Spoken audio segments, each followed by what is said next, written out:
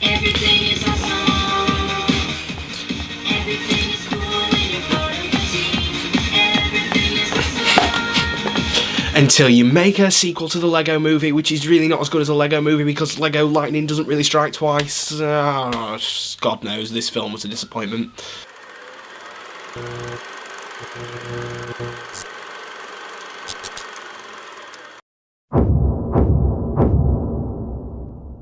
So continuing the trend of films that I'm seeing that were on my most anticipated films of the year list, Lego Batman Movie was number 6. The Lego Movie was also one of my favourite films of 2014. It was one of the best animated films I've ever seen. It's the only animated film that I would say even comes close to Pixar level of quality and heart.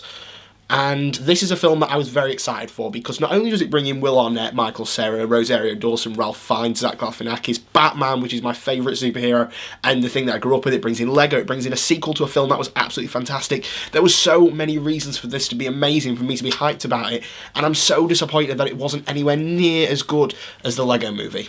So if you don't know what the Lego Batman Movie is, it is the spin-off sequel to the Lego Movie starring Will Arnett as Batman, and Batman has fighting the Joker, and the Joker has brought in characters from all over the Lego universe. Sauron, Voldemort, Daleks, Gremlins, all of these characters are coming from the Phantom Zone, which is the thing from Superman and a few other things.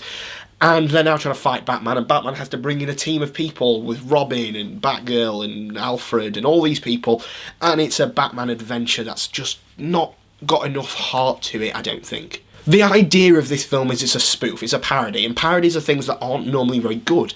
In fact, this is the only good parody I've seen in a good couple of years, and that doesn't mean it's a bad film. As much as I'm saying it was a disappointment, it's a disappointment when you have to compare it to the Lego Movie. Now, at the heart of this whole story, as I said, is the battle between the Batman and the Joker. The Joker being played by Zach Galifianakis, a good interpretation of the Joker. We have to always mention how the Joker is interpreted in this, and it's a funny way, and the whole film is kind of built off this bromance and this sexual tension between Batman and the Joker, and how they're always so connected, but they can never admit to each other that they're so connected, and the whole reason that Joker's annoyed and fighting Batman is because Batman isn't giving him the love/hate that he thinks he deserves. Superman's going around saying how much Zod is his biggest bad guy and how he's so glad that he's finally beaten Zod, and the cuts to the Joker watching that and he's like, why can't Batman do that to me?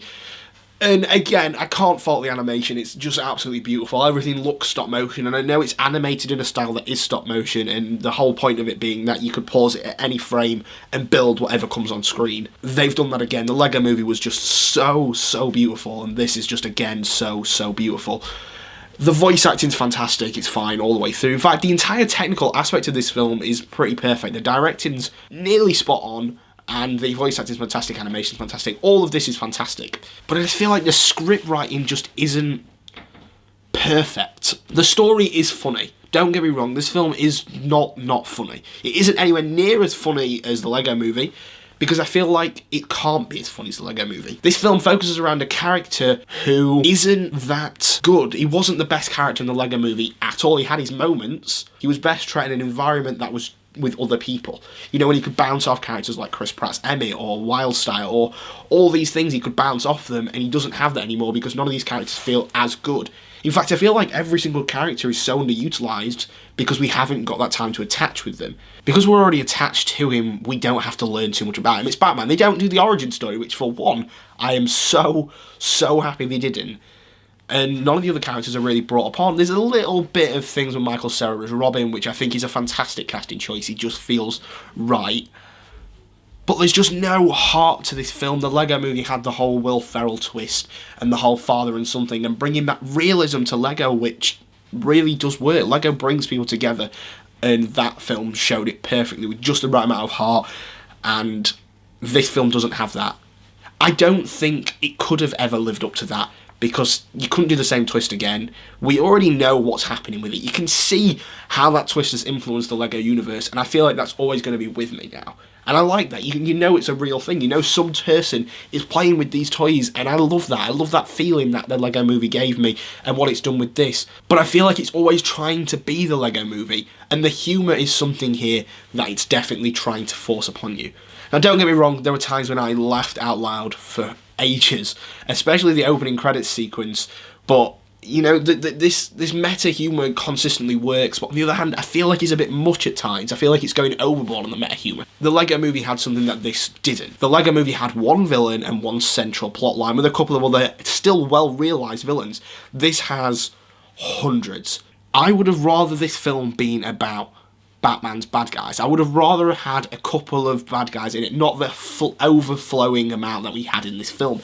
And obviously none of them are utilised because there's so many of them. So the only villain that's really utilised, I would say, is the Joker and possibly Sauron. That's right, Sauron from Lord of the Rings. King Kong, Voldemort, all these characters felt unnecessary because it felt like it was trying to do too much. This was the Lego Batman movie, not the Lego Lord of the Rings, Doctor Who, all these things that came in it. I don't understand why they did that. Why they chose to add all these other franchises into a film that they were trying to limit by having the Lego Batman movie. I don't understand why they did that. I would have much rather had a film that focused purely on Batman's villains, or purely just on the Batman versus Joker, maybe having a bit of Bane, a bit of Poison Ivy. But instead we just kind of got this flux of villains which just did not work. I was expecting this film that was going to make me feel things. I was expecting this film that was going to make me, you know, revitalise my really, really young childhood. I wanted to feel that feeling of when I'm playing with Lego and the games I'm playing, and the Lego Movie did that to new levels. This never reached that high, and a film that combined literally all these things that I love should have done that, really. I don't know where the Lego franchise can go from here, because I feel like it's only going to get more and more disappointing, because I feel like I know what they're going to do with all these films. If you're a big fan of the Lego Movie and you're a big fan of Batman, you'll find enjoyment out of it. There's no way you won't come out of this film mean, you know, that was good, I enjoyed it. But there's no way you're going to come out of this film going, that was the best animation I've ever seen, because it's just not. I am really, again, regrettably, this is 2 films in a row now that haven't got the scores that I really wanted them to. I was definitely expecting this to be a 5-star film for me. And unfortunately, I'm going to have to give the Lego Batman movie 3.5 stars out of 5. So yeah, comment down below if you've seen the Lego Batman movie, what you thought of it, if you think it's anywhere near as good as the Lego Movie. I want to know your opinions, and I want you to stick right here on my Wikimedia, because I have got so many good reviews coming up for you. We've got Rings, we've got Trainspotting 2, we've got all these reviews coming at you, and of course there's an insane back catalogue, and you should always be sticking right here on my Wikimedia for all the latest new reviews.